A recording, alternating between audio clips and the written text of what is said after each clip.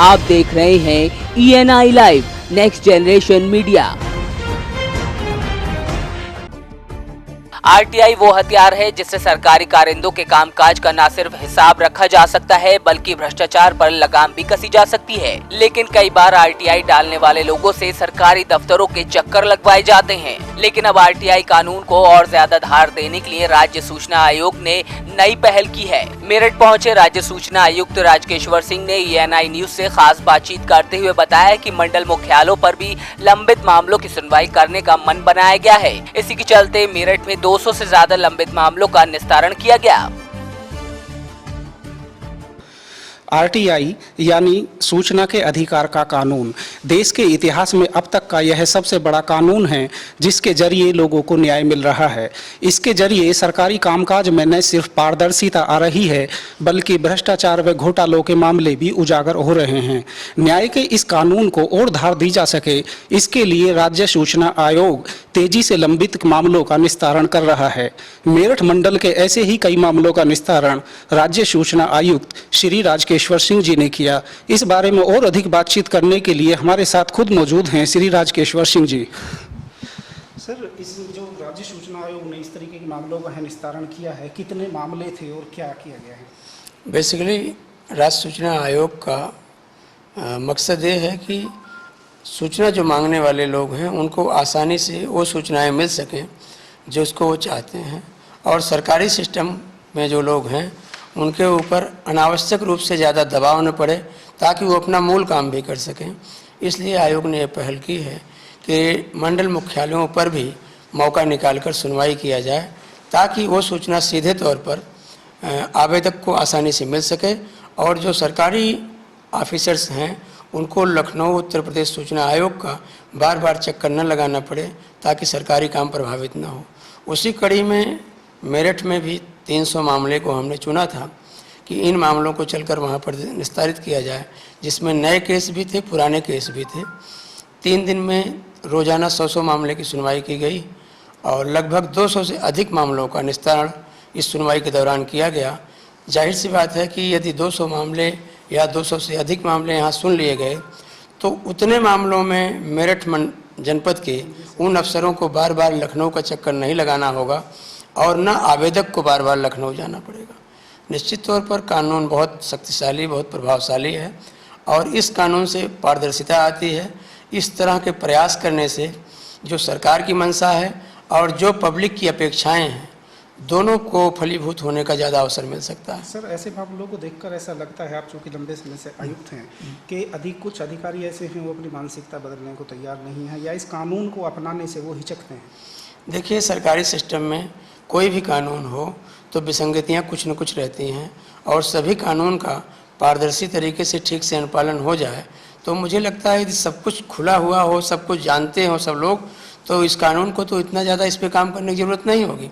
कहीं न कहीं दिक्कतें हैं जिसके नाते ये सब नौबत आती है कि लोग आसानी से सूचना नहीं देते हैं, दंडित होते हैं, कार्रवाई होती है जो एक्ट में व्यवस्था है उसके अकॉर्डिंग।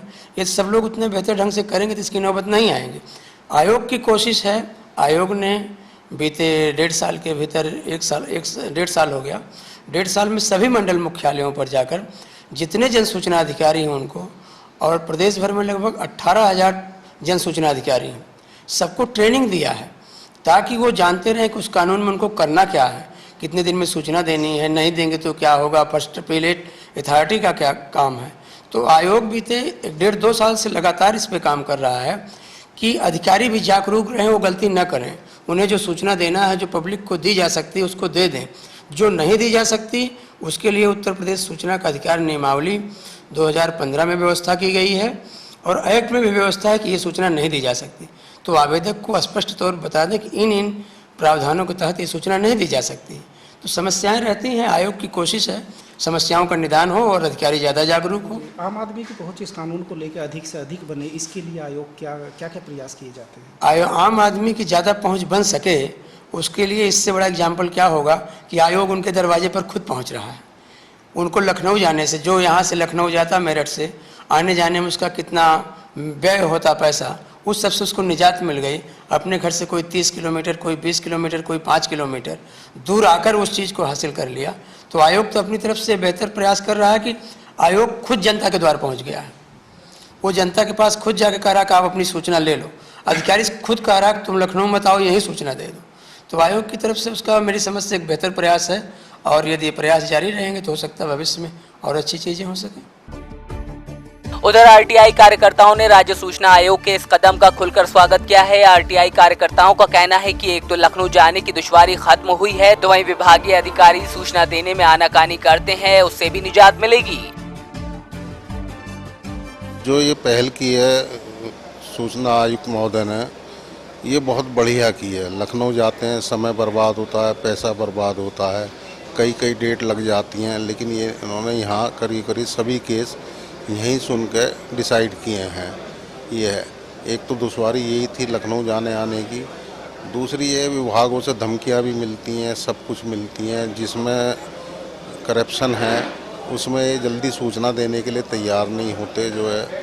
तो हर केस जो है वो सूचना आयोग जाए। इसमें एक्ट में कुछ कमियां हैं, वो अगर सही करे सरकार तो ये दुश्वारियां कम हो सकती हैं। लगता है कि अधिकारियों की मानसिकता में इतने सालों में कोई बदलाव नहीं, कोई बदलाव नहीं आया। अधिकारी सूचना नहीं देना चाहते, कोई बदलाव नहीं आया। जुर्माने होते हैं, जुर्माने वसूल नहीं हो रहे हैं, इस वजह से जो है इनकी अधिकारियों की मानसिकता में कोई बदलाव नहीं आया। भ्रष्टाचार और घपलों के मामले उजागर करने में कितना कारगर हथियार है आरटीआई? नहीं, कागज मिल जाते हैं भ्रष्टाचार के, इसके बाद हाई कोर्ट जाएं। यहाँ सरकार में तो ना पहले कोई सुनवाई हो रही थी, ना आज हो रही है। अभी ये कह सकते हैं कि महीना भर हुआ है सरकार को, लेकिन जो 1-2 मामले भेजे हैं तो उनका कोई रेस्पॉन्स नहीं है, तो इससे बहुत उम्मीद नहीं लगती। जो चीज़ें अब तक ऑफिसों में बंद थी, जिनको लोग पैसे दे दे के निकलवाते थे और अफसर जो है अपनी वो अफसरशाही दिखाते थे इस बात पे, अब एक आम आदमी जो है वो अधिकार रूप में जो इनको पा सकता है और इनका इस्तेमाल कर सकता है। बहुत अच्छा कानून है। आप लोग जो सूचना मांगते हैं, किन किन दुश्वारियों का सामना आप लोगों को करना है? हमको तो ये है कि पहले तो जन सूचना अधिकारी उनको घुमाता है। जो सूचनाएं जो है जिनसे उनका हित जुड़ा हुआ है या जिनका दुष्प्रभाव उन पर पड़ना है, उनको वो तरह तरह से छुपाते हैं। जब आखिर में आके आयोग में तारीखें लगती हैं दंड होने का या अनुशासन कार्रवाई का उनको अंदेशा होता है, तब जाकर के वो सूचनाएं निकाल के देते हैं। आयोग जिस तरीके से लंबित मामलों का त्वरित गति से निस्तारण कर रहा है, उसका कितना प्रभाव है देखने को मिला? अभी भी इसमें थोड़ा सा विलम्ब है, क्योंकि मेरे ख्याल से जैसे 90 दिन में हम अपील करते हैं तो उसके जो है 1-2 महीने में रिजल्ट आ जाने चाहिए, जबकि अभी भी 1.5-2 साल तक लग जाती है। अगर इसमें थोड़ी तेज़ी आ जाए तो ये कानून जो है और भी प्रभावी हो जाएगा और लोगों को सूचनाएं जो है बहुत जल्दी मिलने लगेंगी। सरकारी सिस्टम में भले ही इस तरह की सूचना देने में आनाकानी की जाती हो, लेकिन राज्य सूचना आयुक्त जिन्होंने हमसे बड़े साफ तौर पर कहा है, आम आदमी की अधिक से अधिक पहुंच इसको लेकर बने, यही सूचना आयोग चाहता है। मेरठ से कैमरा पर्सन संजय के साथ नितिन सबरंगी, ENI न्यूज़।